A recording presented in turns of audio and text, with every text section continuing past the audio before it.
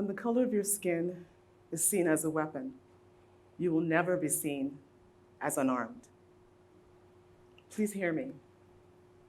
When the color of your skin is seen as a weapon, you will never be seen as unarmed. As a doctor, I've witnessed this. As a daughter, I've experienced this. As a mother, I fear this. As a patient, I know this. I know the impact of being a threat has on the mind and on the body. Ta-Nehisi Coates wrote a letter to his son. All our phrasing, race relations, racial chasm, racial justice, racial profiling, white privilege, obscures the fact that racism is a visceral experience. It dislodges brains, blocks airways, rips muscle, extracts organs, cracks bones, breaks teeth. The sociology, the history, the economics, the graphs, the charts, the regressions, they all land with great violence upon the body, and I would add, upon the mind. You see, the reason for this is myriad. We know from the data, mental health morbidity higher in Black Americans, reports of higher psychological distress, higher rates of suicide. But despite this burden, only a fraction, a quarter, seek relief in the mental health system. I hear a lot of reasons, but the reason I hear the most, beyond the stigma, the shame, the social and structural factors, is the system doesn't look like me, doesn't want me, doesn't feel me, doesn't care about me. It doesn't see me. It's not there for me. The bias, the historical trauma that science and medicine has wrought upon the Black American community are some of the many reasons. It affects families, patients, even patients like Mrs. D. Miss D was a patient that walked into my clinic one Wednesday afternoon. She's a 38-year-old woman with advanced HIV.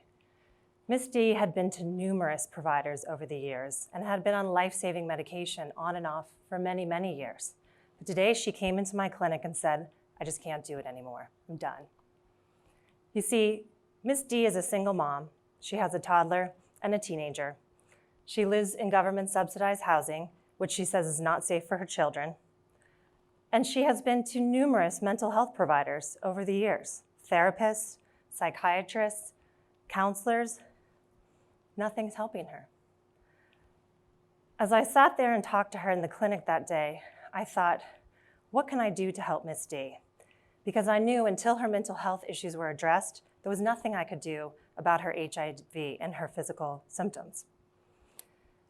The issue is, Miss D doesn't trust the healthcare system. You know, when I was in school and I was trained as a nurse practitioner, I was trained to see Miss D's condition as a medical problem. But Miss D's problem is not a medical problem. Miss D's problem is a wicked problem. Wicked problems are always the symptom of something else. Wicked problems have a number of solutions and approaches, but with no right answer. And wicked problems have no definitive formulation. So it was in that moment I thought, what am I going to do here? What am I going to do for this patient? When certainly it wasn't getting done in the clinic. The clinic, the health system, society, the gap between what the health system has promised and what its institutions have delivered is wide. Bias, lack of access, the list is long.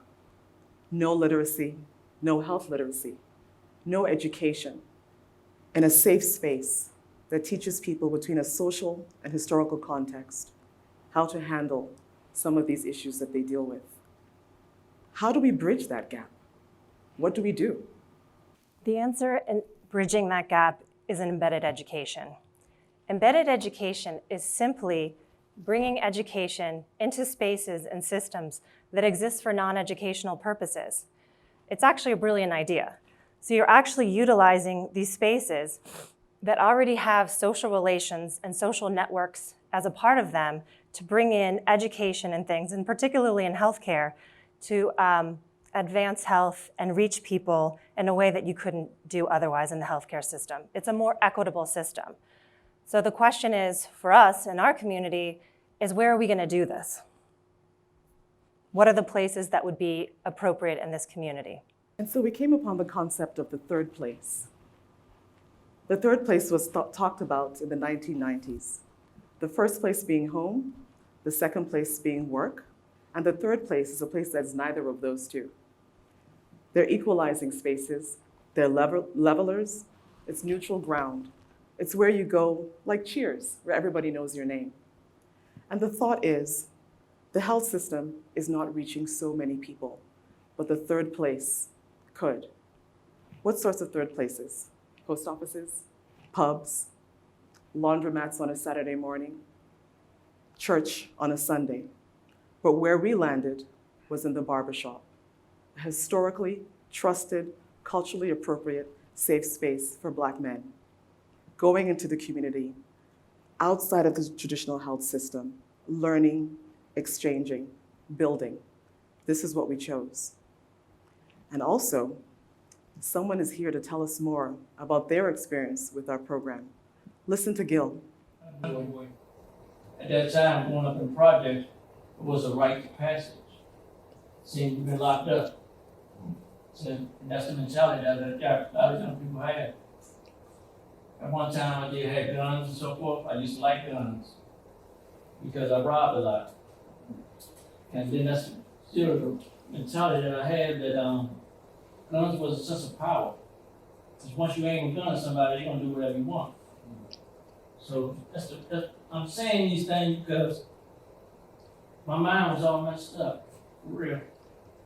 And I thank God that I'm here today to say these things because it's about a re-educational process.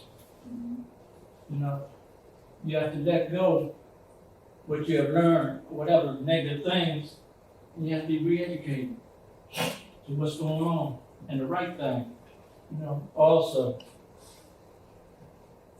when I talk about mental health, let me clarify some things. Mental health doesn't mean you're crazy at all. Mental health means that you need some assistance. And growing up, I didn't have no way of processing a lot of things, the trauma that I went through. So it was a lot of open wounds that I left undone. And as going through my life, each open wound, whatever, I just put it aside and get with it later. I never got with it later. I never really addressed it. So I propelled them on top of one another. Can you imagine walking down a street where Ms. D and Gil could safely walk into a space where they felt comfortable to learn about mental health and the causes of mental health, slowly chipping away at all the mental health inequity that we see in this community in a non-stigmatizing, non-shameful space? Can you imagine what that could look like? Please join us in closing this great divide in our healthcare system, where we can help Gil and Miss D live a healthy, happy, and productive life.